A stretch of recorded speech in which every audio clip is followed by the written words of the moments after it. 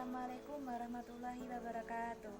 Perkenalkan, kami dari kelompok 9 akan menjelaskan materi kami tentang isu atau problem-problem pembelajaran fikih di Madrasah Sanawiyah dan Madrasah Aliyah.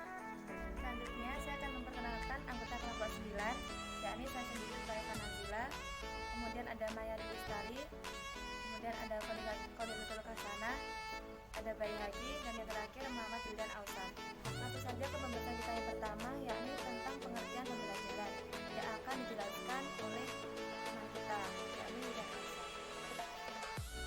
Baik, poin pertama yakni tentang pembelajaran fikih.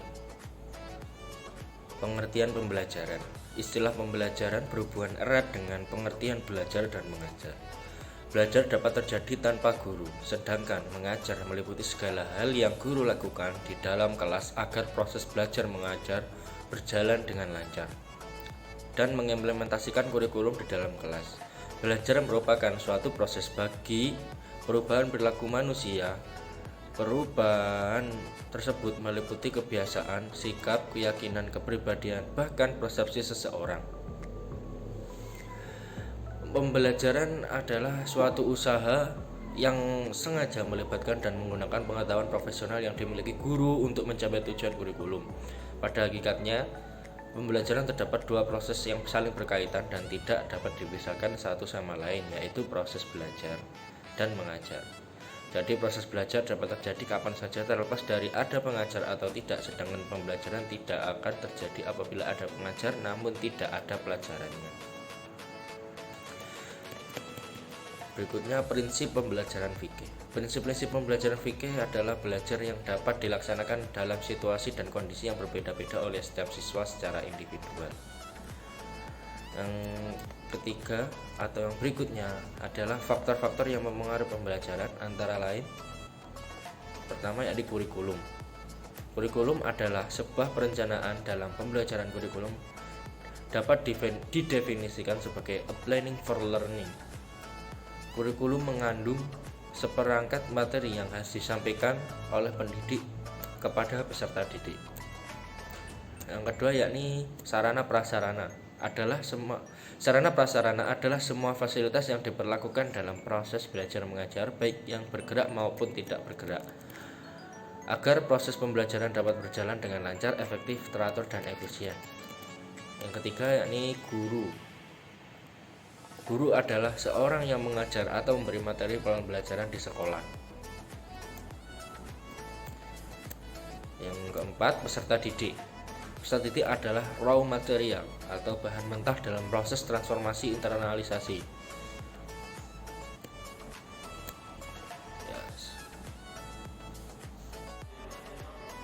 Selanjutnya, pengertian pembelajaran fikih.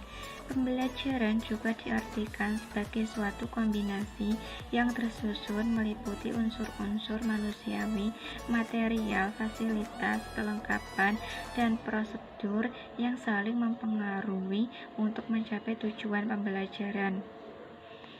Fikih menurut bahasa berasal dari faqiha yafqahu fiqhan, yang berarti mengerti atau paham. Paham yang dimaksudkan adalah upaya ahliyah dalam memahami ajaran-ajaran Islam yang bersumber dari Al-Quran dan As-Sunnah.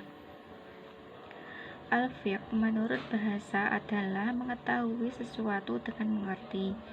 Ibnu Al-Qayyim mengatakan bahwa fikih lebih khusus daripada paham, yakni pemahaman mendalam terhadap berbagai isyarat Al-Quran, secara tekstual maupun kontekstual.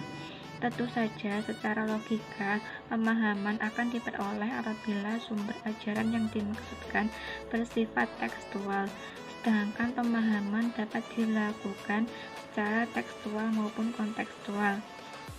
Hasil dari pemahaman terhadap teks-teks ajaran Islam disusun secara sistematis agar mudah diamalkan. Oleh karena itu, ilmu fikih merupakan ilmu yang mempelajari ajaran Islam yang disebut dengan syariat yang bersifat amaliyah atau praktis, yang diperoleh dari dalil-dalil yang sistematis.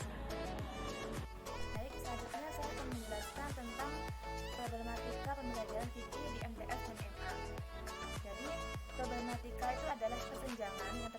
antara idealitas dengan realitas atau hasil yang telah dicapai dalam pelaksanaan suatu program. Suatu pembelajaran memiliki target, tujuan, dan konsep prosedur yang ingin dicapai. Namun, karena ada suatu masalah, maka harapan tidak berjalan lurus dengan realita yang ada. Masalah dalam hal ini bisa disebut sebagai hambatan bagi kelancaran melaksanakan suatu program. Sedangkan pengertian dari pembelajaran yaitu upaya membelajarkan seseorang atau kelompok orang melalui berbagai upaya, strategi, metode, dan pendekatan ke arah pencapaian tujuan yang telah direncanakan. Selanjutnya, fikih merupakan mata pelajaran dalam kurikulum MTS dan MA yang menjadi bagian dari mata pelajaran pendidikan agama Islam yang diarahkan untuk menyiapkan peserta didik dalam mengenal, memahami, menghayati, dan mengamalkan hukum Islam. Dalam kegiatan pembelajaran di suatu sekolah, tidak terlepas dari berbagai permasalahan, tidak terkecuali pembelajaran mata pelajaran fikih. Problematika pembelajaran fikih merupakan permasalahan yang timbul di tengah proses pembelajaran yang membutuhkan solusi untuk memecahkan permasalahan tersebut. Seringkali problematika dalam pembelajaran fikih tersebut menjadi hambatan untuk mencapai tujuan yang telah ditetapkan sebelumnya dengan maksimal. Selanjutnya, saya akan menjelaskan tentang macam-macam problematika pembelajaran fikih. Jadi banyak aspek yang mempengaruhi atau menjadi problem dalam pembelajaran fikih. Di antaranya adalah dari peserta didik, dari pendidiknya, dari kurikulumnya, maupun dari sarana prasarananya. Di sini saya akan menjelaskan tentang problematika pada peserta didik. Jadi problematika pembelajaran yang terjadi pada peserta didik perlu menjadi perhatian dan tindak lanjut sehingga dalam pencapaian tujuan pembelajaran dapat berjalan dengan maksimal. Dapat disimpulkan bahwa problem pada peserta didik adalah segala sesuatu yang menjadi hambatan dan mengakibatkan kelembabanan dalam belajar. Selanjutnya saya akan menjelaskan tentang problematika yang terjadi pada peserta didik. Jadi dalam peserta didik ini ada beberapa problem, baik itu dari diri sendiri maupun dari problematika pribadi, problem sosial, ataupun problem akademik. Jadi kalau problem pribadi itu seperti dia malas, kurang semangat belajar itu. Terus kalau problem sosial itu hubungannya dengan orang lain, seperti dia kurang bisa berinteraksi atau dia merasa malu dengan orang lain. Kemudian kalau untuk problematika akademik itu bisa berhubungan dengan seperti dia kurang maksimal mengerjakan tugas atau tugas-tugasnya terlalu sulit, seperti itu. Yang selanjutnya yaitu problem kurikulum. Kurikulum adalah pengalaman pembelajaran yang terarah dan terancana secara terstruktur dan tersusun melalui proses rekonstruksi pengetahuan dan pengalaman secara sistematis yang berada di bawah pengawasan lembaga pendidikan sehingga pelajar memiliki motivasi dan minat belajar. Sedangkan dalam Undang-Undang Nomor 20 Tahun 2023, pengertian kurikulum adalah seperangkat rencana dan pengaturan mengenai tujuan, isi, dan bahan pengajaran serta cara digunakan sebagai pedoman penyelenggaraan kegiatan pembelajaran untuk mencapai tujuan pendidikan nasional. Kurikulum dalam pendidikan formal di sekolah ataupun madrasah itu mempunyai peranan yang strategis dalam menentukan atau mencapai tujuan pendidikan. Terdapat 3 peranan yang sangat fundamental, yaitu yang pertama peranan konservatif. Salah satu tugas dan tanggung jawab sekolah sebagai suatu lembaga pendidikan adalah mewariskan nilai-nilai dan budaya masyarakat kepada peserta didik. Siswa di sebuah sekolah perlu memahami dan menyadari norma-norma dan pandangan hidup masyarakat. Sehingga ketika mereka kembali ke naungan masyarakat, mereka dapat berperilaku sesuai dengan norma-norma tersebut. Melalui contohnya peran konservatifnya kurikulum dapat menangkal berbagai pengaruh yang dapat merusak nilai-nilai luhur masyarakat, sehingga identitas masyarakat akan tetap terpelihara dengan baik. Peran ini menekankan bahwa kurikulum dapat dijadikan sebagai sarana untuk mewariskan nilai-nilai budaya yang masih relevan dan dengan masa yang dihadapi oleh peserta didik ini. Yang kedua yaitu peranan kreatif. Sebuah sekolah memiliki tanggung jawab untuk mengembangkan hal-hal baru sesuai dengan berkembangnya zaman. Karena pada realitanya masyarakat bersifat dinamis yang selalu mengalami perubahan. Keadaan yang demikian tentu membuat masyarakat menuntut pembaruan pada sekolah.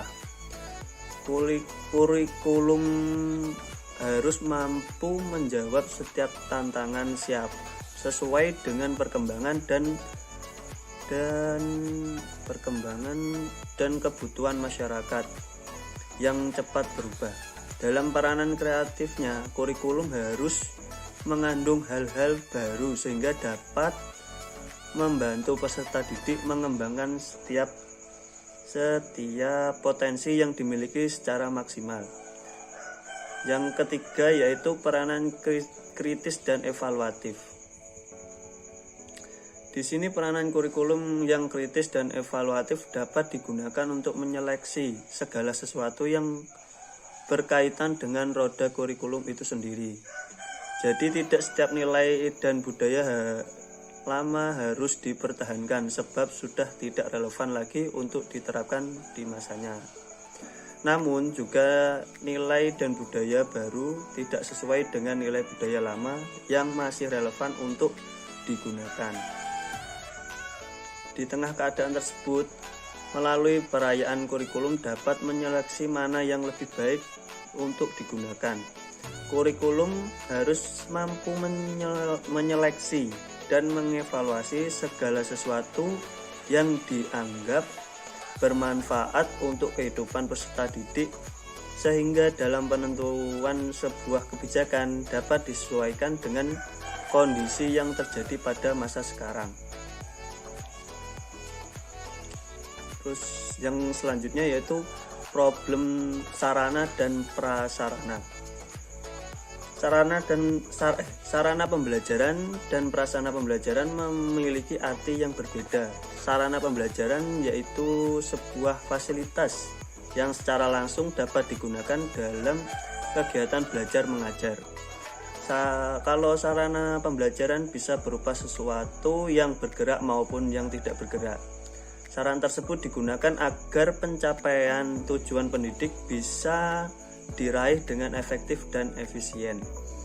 Sedangkan prasarana pembelajaran adalah fasilitas secara tidak langsung menunjang jalannya proses pembelajaran. Contoh dari sarana pembelajaran adalah gedung. Yang kedua yaitu ruang kelas, meja, kursi, alat tulis atau alat media pembelajaran, ruang laboratorium dan sebagainya. Sedangkan dari contoh prasarana pembelajaran adalah taman sekolah, jalan akses menuju sekolah, tata tertib sekolah dan sebagainya. Pemaknaan pada sarana dan prasarana biasa kita tekankan pada sifatnya. Sarana bersifat langsung sedangkan prasarana bersifat tidak langsung dalam proses pembelajaran. Dalam mengelola sarana dan prasarana maka diperlukan juga manajemen sarana dan prasarana yang baik. Manajemen sarana dan prasarana dapat diartikan sebagai proses pengadaan dan pendayagunaan komponen-komponen yang secara langsung maupun tidak langsung untuk mencapai tujuan pendidikan secara efektif dan efisien. Di sini problematika pendidikan di Indonesia masih banyak yang belum diatasi, terutama dalam hal sarana dan prasarana. Masih banyak sekolah yang sarana dan prasarananya belum memenuhi standar kelayakan, apalagi sekolah-sekolah yang terletak di pedalaman yang notabene jauh dari peradaban perkotaan, sehingga tak jarang pemerintah sulit untuk mengevaluasi pendidikan yang ada di daerah-daerah pedalaman tersebut. Baik, saya selanjutnya di sini akan memaparkan mengenai materi solusi pembelajaran fikih di tingkat MTS dan MA. Yang pertama kita akan membahas mengenai langkah-langkah dalam mengatasi problem pada peserta didik. Jadi langkah-langkah yang dapat dilakukan dalam mengatasi problematika peserta didik dalam pembelajaran fikih yakni apa?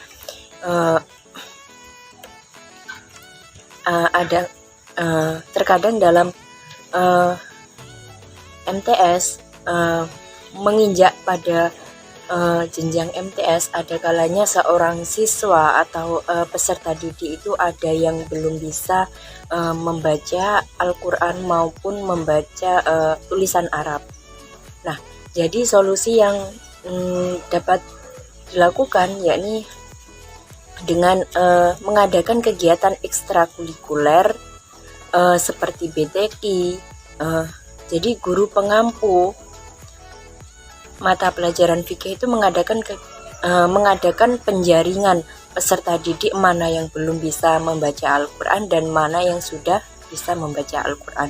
Jadi siswa atau peserta didik yang belum mampu membaca Al-Quran atau membaca Arab akan tidak tertinggal dalam pelajaran mengenai dalil fikih, dalil dari pelajaran fikih yang berasal dari Al-Quran dan juga hadis.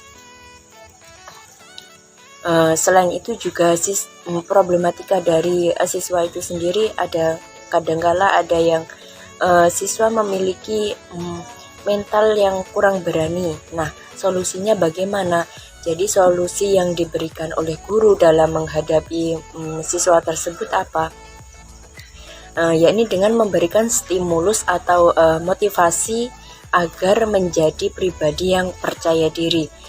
Dalam RPP biasanya itu ada yang menjadi acuan guru dalam mengajar, tertera pada motivasi yang diberikan oleh guru sebelum menyampaikan materi. Jadi sebelum menyampaikan materi biasanya guru itu memberikan motivasi supaya minat peserta didik dalam mengikuti proses pembelajaran fikih itu tinggi.